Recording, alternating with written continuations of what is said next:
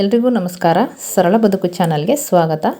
ನಾನಿವತ್ತು ಆರೋಗ್ಯಕರವಾದ ಮೂಲಂಗಿ ಚಪಾತಿ ಯಾವ ರೀತಿ ಮಾಡೋದು ಅನ್ನೋದನ್ನು ಹೇಳ್ಕೊಡ್ತೀನಿ. ನಾನು ಇದನ್ನು ಮಾಡೋಕ್ಕೆ ಮೂಲಂಗಿನ ತೊಗೊಂಡಿದ್ದೀನಿ. ನಾನು ಒಂದು ಮೂಲಂಗಿನ ತುರಿದು ಇಟ್ಕೊಂಡಿದ್ದೀನಿ ಮತ್ತು ಒಂದು ಬಟ್ಲು ಗೋಧಿ ಹಿಟ್ಟನ್ನು ತೊಗೊಂಡಿದ್ದೀನಿ. ನೋಡಿ, ಗೋಧಿ ಹಿಟ್ಟು ಒಳಗಡೆ ಈಗ ನಾನು ತುರಿದಿರೋ ಮೂಲಂಗಿನ ಹಾಕ್ಕೊಳ್ತಾ ಇದ್ದೀನಿ. ಅದಕ್ಕೆ ರುಚಿಗೆ ತಕ್ಕಷ್ಟು ಉಪ್ಪನ್ನು ಹಾಕ್ಕೊಳ್ತಾ ಇದ್ದೀನಿ. ಸ್ವಲ್ಪ ಪೆಪ್ಪರ್ ಪೌಡರ್ನ ಹಾಕ್ಕೊಳ್ತಾ ಇದ್ದೀನಿ ಮತ್ತು ಅರಿಶಿನ ಪುಡಿನ ಹಾಕ್ಕೊಳ್ತಾ ಇದ್ದೀನಿ.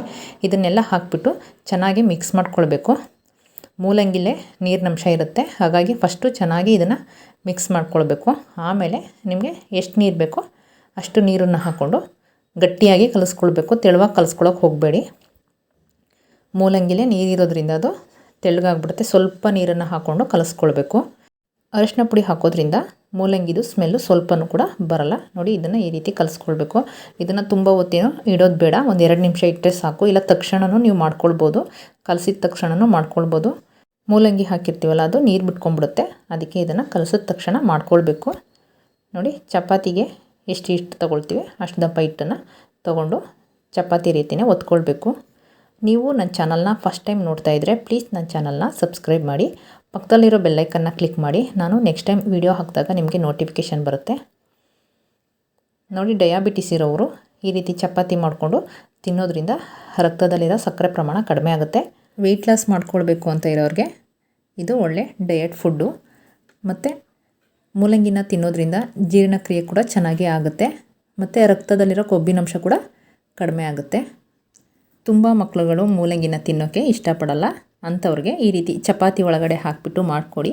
ಖಂಡಿತವಾಗ್ಲೂ ಗೊತ್ತೇ ಆಗಲ್ಲ ಅವರಿಗೆ ಇದರಲ್ಲಿ ಮೂಲಂಗಿ ಹಾಕಿದ್ದಾರೆ ಅಂತ. ಅಷ್ಟು ಚೆನ್ನಾಗಿರುತ್ತೆ. ನೀವು ಕೂಡ ಒಂದು ಸಲ ಇದನ್ನು ಖಂಡಿತ ಟ್ರೈ ಮಾಡಿ. ಇವಾಗ ಇದನ್ನು ಬೇಯಿಸ್ಕೊಳ್ಳೋಣ.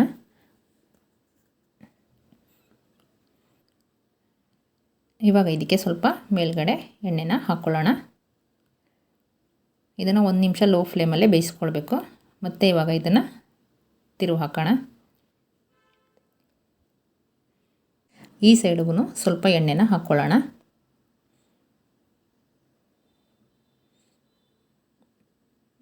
ನೋಡಿ, 1 ನಿಮಿಷ ಆದಮೇಲೆ ಇದನ್ನು ಕೂಡ ತಿರುವು ಹಾಕೋಣ.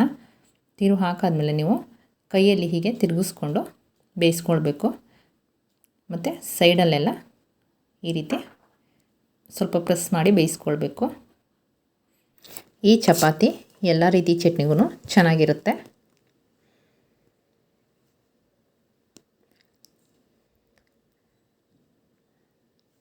ನೋಡಿ, ಈ ರೀತಿ ಚೆನ್ನಾಗಿ ಬೇಯಿಸ್ಕೊಳ್ಬೇಕು. ನೋಡಿ, ಇವಾಗ ಮೂಲಂಗಿ ಚಪಾತಿ ರೆಡಿಯಾಗಿದೆ. ನಿಮಗೆ ಈ ವಿಡಿಯೋ ಇಷ್ಟ ಆಗಿದ್ದರೆ ಲೈಕ್ ಮಾಡಿ, ಶೇರ್ ಮಾಡಿ, ಕಮೆಂಟ್ ಮಾಡಿ, ನನ್ನ ಚಾನಲ್ನ ಸಬ್ಸ್ಕ್ರೈಬ್ ಮಾಡಿ.